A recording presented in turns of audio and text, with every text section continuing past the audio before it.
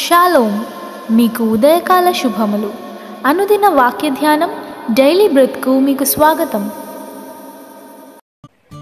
Praise the Lord. ఈ దినము కొరకు సిద్ధపరచబడిన దేవుని వాక్యము హెబ్రీయులకు రాసిన పత్రిక 10వ అధ్యాయము 12-13 వచనములు. ఈయన అయితే పాపముల నిమిత్తమై సదాకాలము నిలుచు ఒక్క బలిని అర్పించి అప్పటి నుండి తన శత్రువులు తన పాదములకు పాదపీఠముగా చేయబడు వరకు కనిపెట్టుచు దేవుని కుడి పార్శ్వమున ఆసీనుడాయెను. ప్రభునందు ప్రియులారా, ముందుగా మీకు హృదయపూర్వక వందనములు తెలియచేస్తూ ఉన్నాను. హెబ్రీ గ్రంథకర్త క్రీస్తు ప్రభువారు చేసినటువంటి బలి త్యాగం గురించి వివరిస్తూ ఉన్నాడు.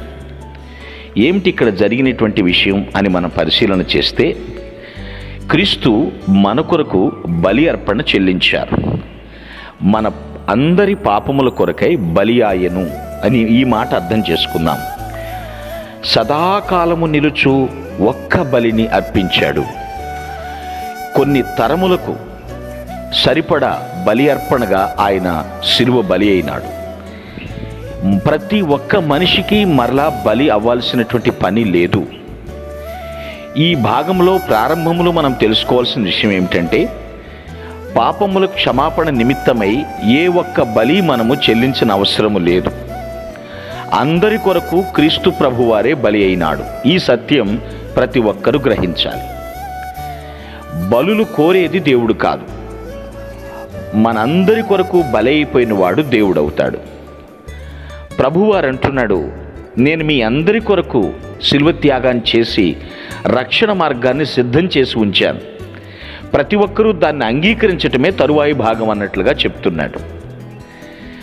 కరుణామయుడే, అందరినీ కరుణించువాడే, అందరినీ క్షమించువాడు. అయితే నేను పాపిని అని పశ్చాత్తాపపడిన వారికి ఖచ్చితంగా క్షమాపణ ఉంటుంది. భోజనం సిద్ధం చేసి ఉంది, వెళ్ళి తిన్నవారికే ఆకలి తీరి తృప్తి పొందుతారు. క్రీస్తు కరుణామయుడే కదా, నా పాపాన్ని క్షమించొచ్చు కదా అని ఊరక మాటలు మాట్లాడితే ప్రయోజనం ఏముండదు. పాపములు క్షమించుటకు ఆయన సిద్ధ మనస్సు గలవాడు. ఆయన రక్తము చిందించాడు. పాపము, రక్తము, దాని విలువ ఏమిటో తెలుసుకోవాలి. పాపము ఎంత విలువైంది అంటే అది ఎంతటికన్నా తెగిస్తుంది. అందుకనే దాన్ని విలువైంది అనరు, బహు ప్రమాదకరమైంది అంటారు పాపం విషయమే. మరి రక్తము, క్రీస్తు రక్తము ప్రశస్తమైనది. ఆయన బలి అర్పణ గావించబడ్డాడు.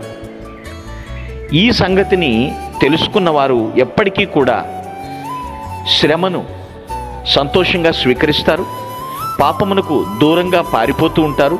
కారణం, రక్షణ నిశ్చయిత ఉంటుంది కాబట్టి. రక్షింపబడిన వారేమో నేను రక్షింపబడిన వాడను, రక్షింపబడిన దానను అని రక్షణ నిశ్చయిత కలిగి జీవిస్తారు. రక్షణ లేని వారి కొరకు మరొక్కసారి ఈ వాక్యాన్ని చదువుకుంటే, ఆయన ఒకే ఒక్కసారి బలి అర్పించాడు. మునుపటి తరముల కొరకు, రాబోవు తరముల కొరకు కూడా, కేవలము ప్రస్తుత తరానికి మాత్రమే కాదండి, తరములకు సరిపడా ఆయన ఒక్కసారి బలి అర్పించబడ్డాడు.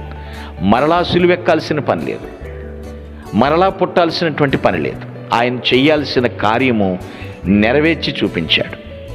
అయితే విశ్వసించటం మనుష్యుల పని. ఎవరు విశ్వసిస్తారో వారు రక్షింపబడతారు.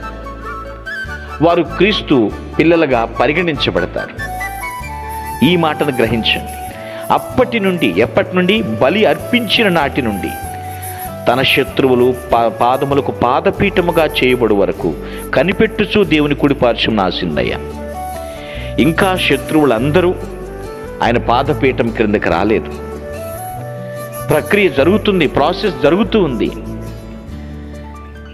నీకు నీ శత్రువులతో ఈ లోకంలో ఎంతకాలం ఈ యొక్క పీకులాట, ఎంతకాలం ఇలా ముందుకు జరుగుతూ ఉంటుంది?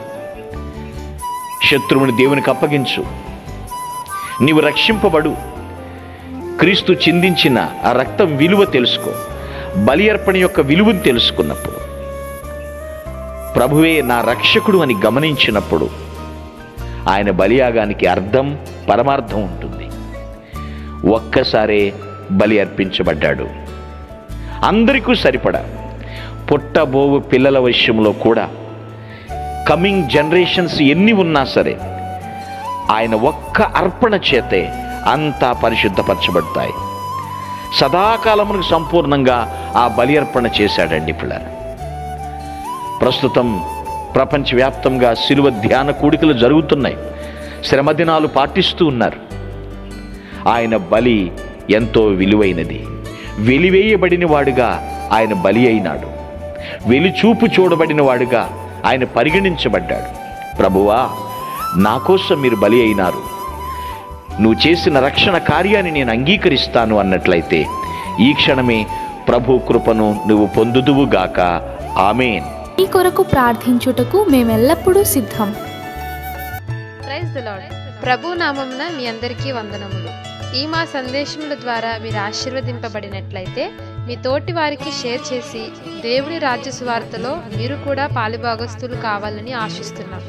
మొదటిసారిగా ఈ ఛానల్ను చూస్తున్నట్లయితే మా ఛానల్ను సబ్స్క్రైబ్ చేయండి. వీడియోలు నోటిఫికేషన్ రూపంలో పొందుటకు బెల్ బటన్ని ప్రెస్ చేయండి. God bless you.